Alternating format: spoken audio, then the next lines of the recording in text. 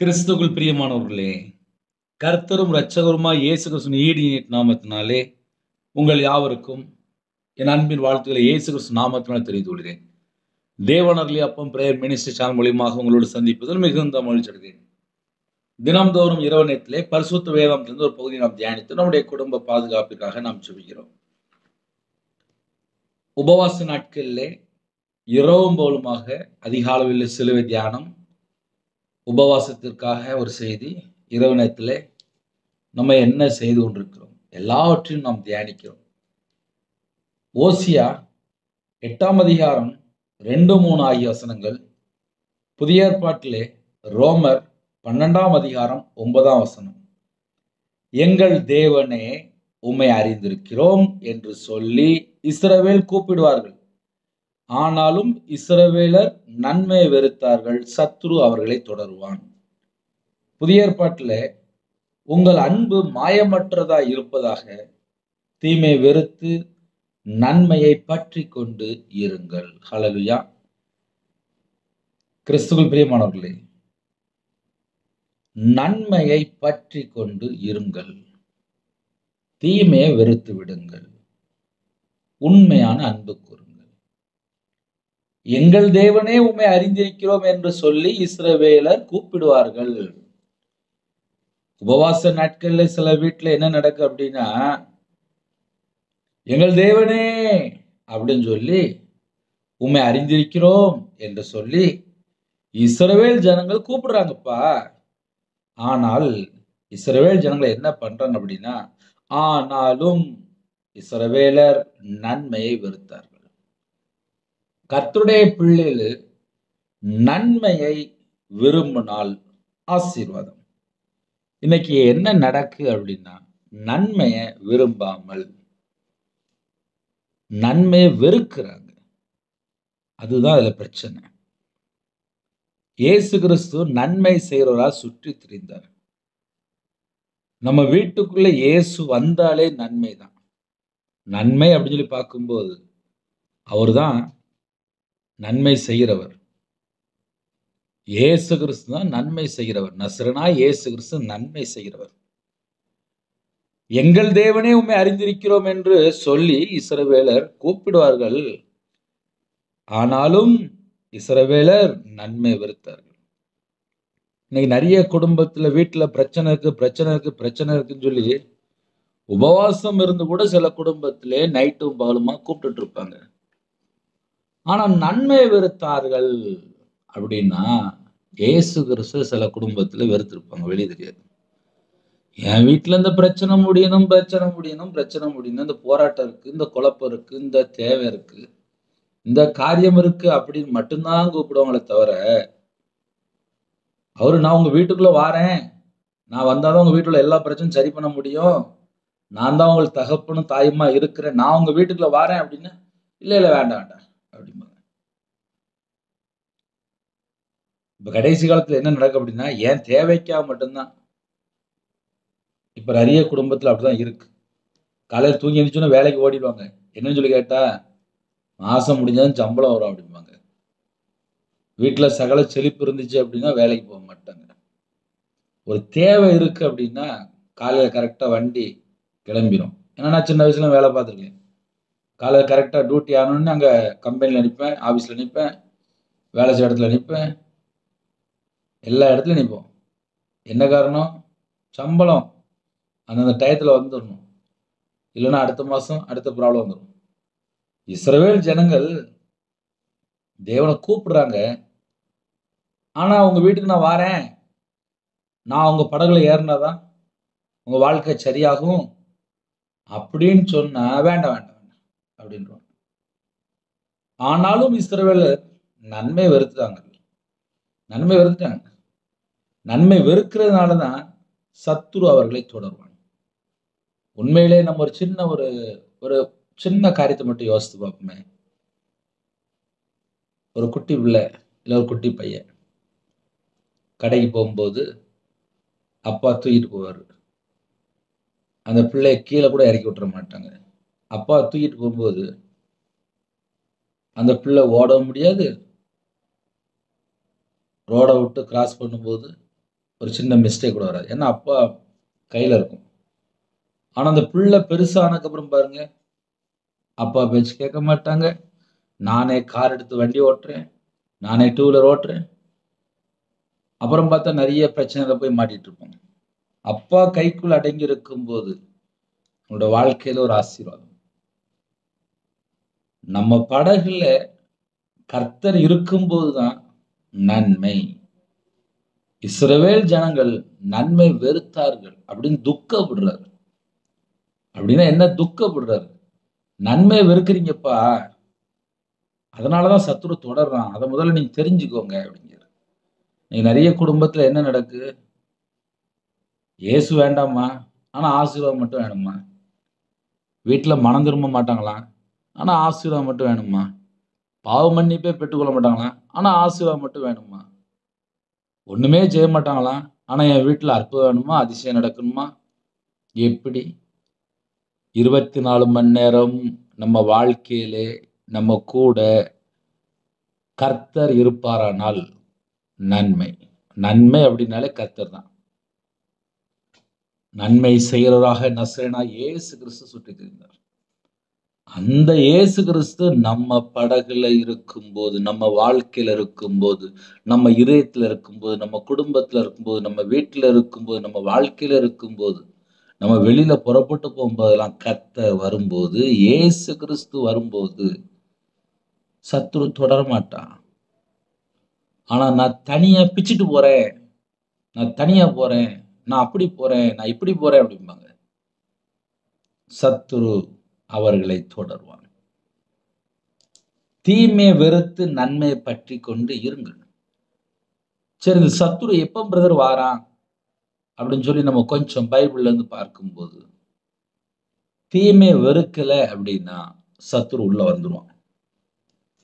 ஏன்னா என் வாழ்க்கையில நான் கஷ்டத்தின் மத்தியிலே ஊழியத்துக்கு வந்தாலும், வாழ்க்கையில எங்க தப்பு நடக்கு, பிசாசு எப்படி உள்ள வாரான், பல மடங்கு ஆவியானவர் எனக்கு கற்றுக் கொடுத்த காரியம் என்ன தெரியுமா?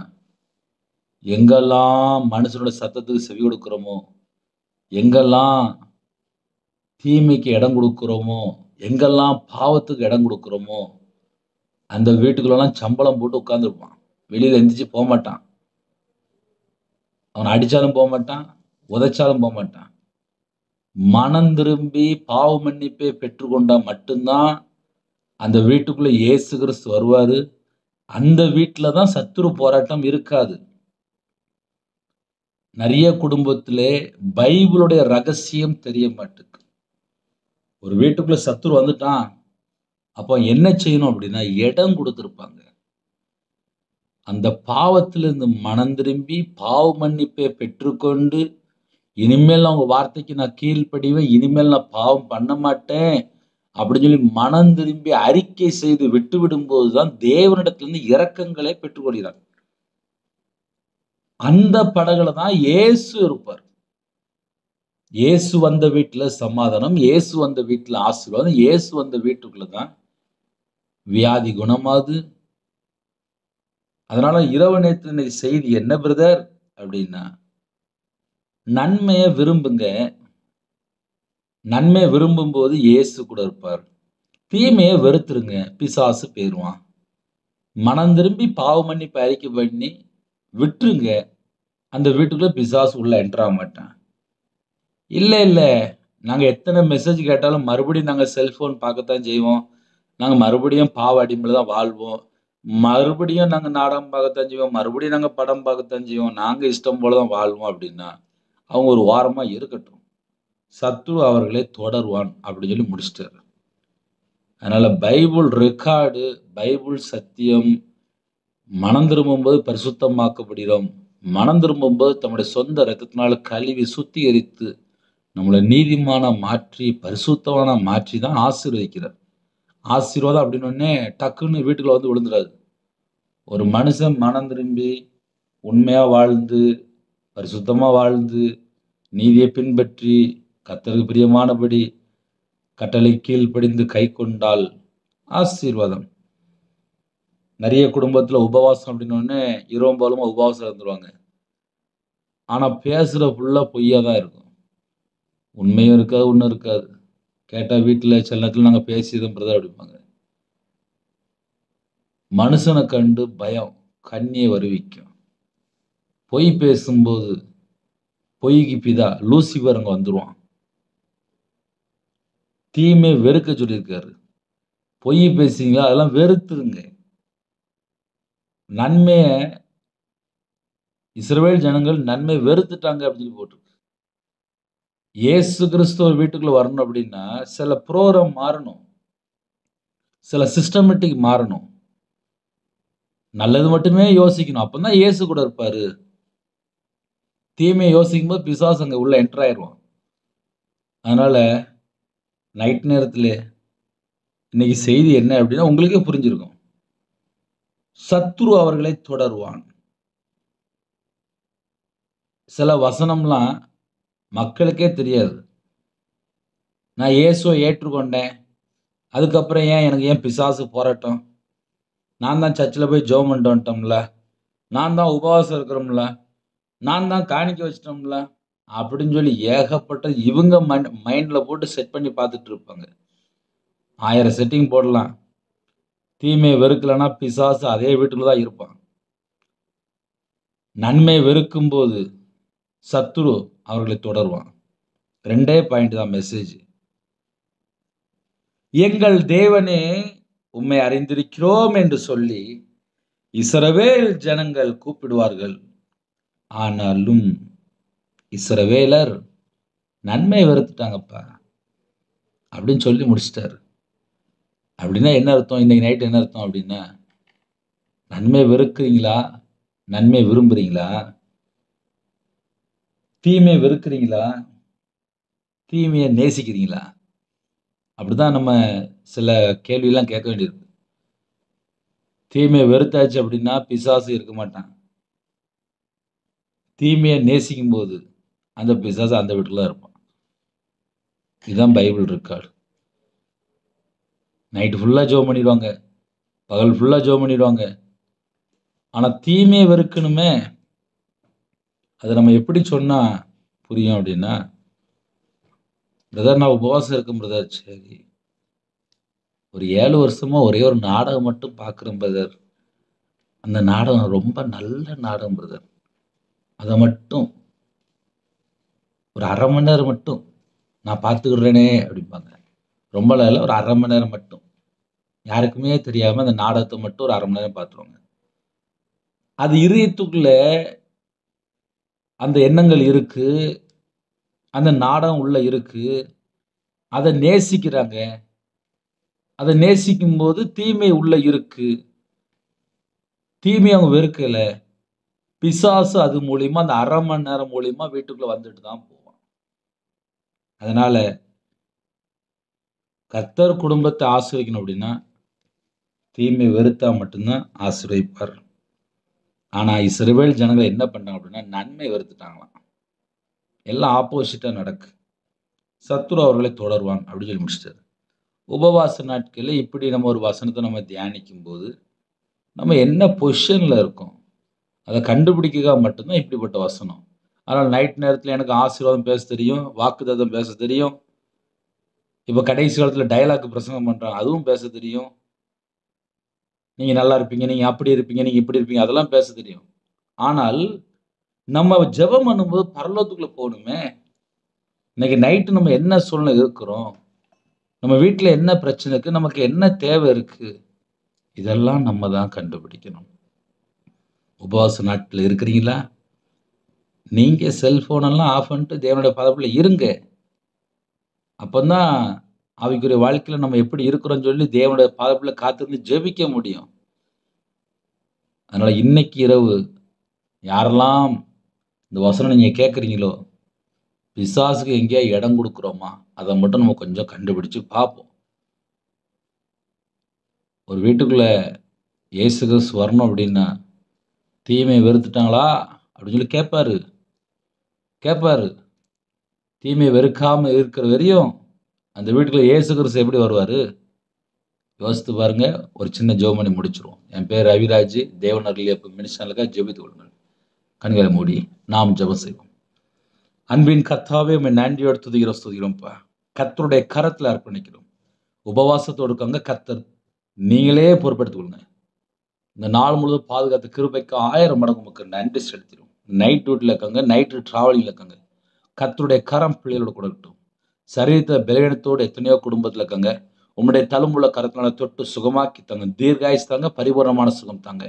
எக்ஸாம் எழுதிட்டு இருந்தாங்க, இன்னுமாக எக்ஸாம் எழுதி கொண்டிருக்கிறாங்க. எல்லா குடும்பத்துக்கு ஸ்தோத்திரம். உங்க பிள்ளைகளோட கர்த்தர் கூட இருங்க. கற்பத்திரிக்கா ஜெபிக்கிறாங்க, கர்த்தர் மனம் இறங்கி ஆசிரியங்க. மாசமா இருக்காங்க, தாயும் பிள்ளையும் ஆசிரியங்க.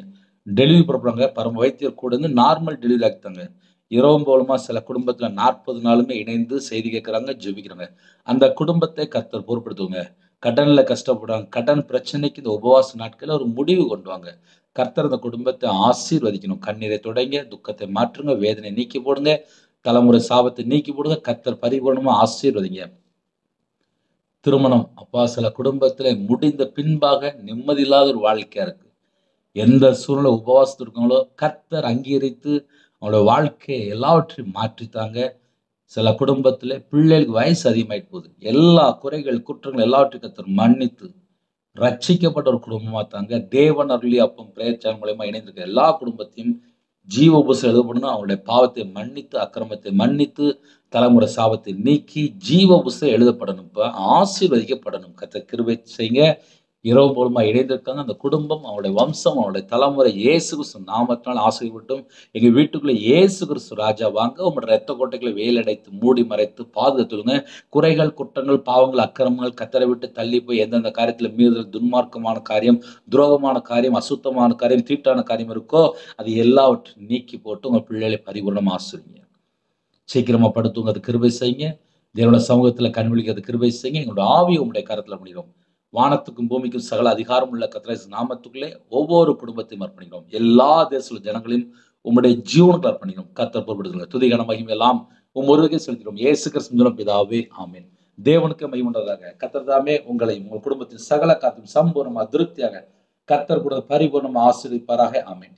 கர்த்தராகிய இயேசு கிறிஸ்துவின் கிருபையும் பிதாவாகிய அன்பும் பரிசுத்தமுள்ள ஐக்கியமும் இப்பொழுதும் எப்பொழுது சதா காலங்களிலும் நம் அன்னோடு கொடுப்பதாக ஆமென். கிறிஸ்துவில் பிரியமானவர்களே, அதிகாலையில் ஜெபிக்கிறோம். அதிக தொடர்கள் சிலுவை தியானத்தை குறித்து தியானிக்கிறோம். உபவாச நாட்களில் இரவு மூலமாக ஒவ்வொரு செய்தி அனுப்பி கொண்டிருக்கிறோம். தொடர்ந்து இணைந்திருங்கள். கர்த்தர் குடும்பத்தை பரிபூர்ணமாக ஆசீர்வதிப்பாராக ஆமென். God bless you. Thanks for watching. Please subscribe our channel. Click the like and share. Click the bell. God bless you.